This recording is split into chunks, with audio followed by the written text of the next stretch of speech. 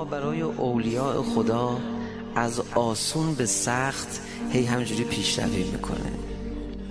یه قاعده ای داره، اول امتحانهای سهل‌تر رو میگیرن، بعد کم کم امتحانها سخت‌تر میشه، چون مقام میخواد بالاتر بره. کسی که امتحان سخت‌تر رو داده دیگه امتحان آسون ازش نمیکنن، اون دیگه 20 گرفته تو امتحانهای قبلی، امتحانها سخت‌تر میشه. آخرین مصیبتی که امام حسین تو کربلا تحمل کرد حتما باید بزرگترین مصیبت باشه، حتما الان قاعده. آخرین یاری که حسین از دست داد عباس بود. ببینه حسین بلند میشه از جاش یا نه. بلند شد، یه آهی جگرسوز کشید،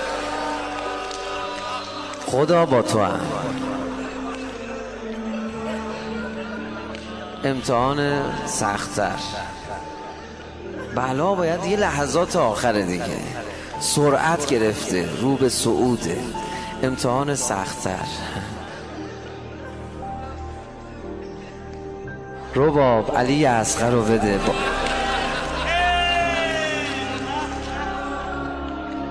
دیگه اینجا صدای حسین بلند شد، خدایا از این امتحان سخت‌تر خداحافظی با زینبه. زینب و بچه ها کشتن حسین. حسین گفت دیگه تموم شد دیگه.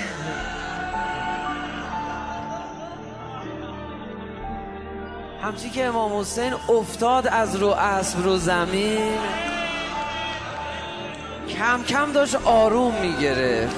یه وقت یتیم حسن، عبدالله ابن حسن از خیمه در اومد، هنوز یه امتحان دیگه مونده حسین.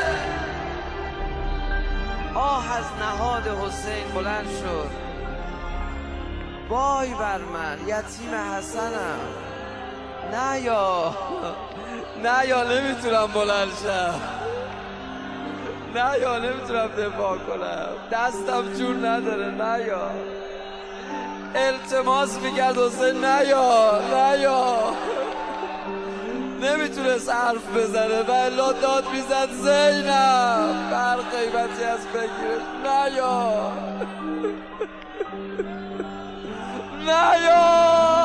بمیگم،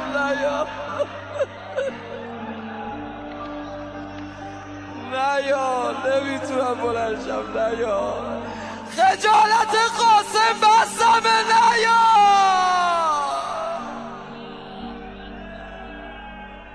اما مگه خدا دست بر میداره؟ حسین تازه اولشه، کجا رو دیدی؟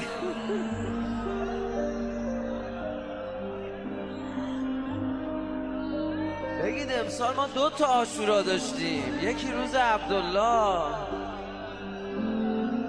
انشالله همه روزات عاشورا باشه. اومد رو سینه حسین، نامرد با شمشیر اومد جلو، نگم چی شد،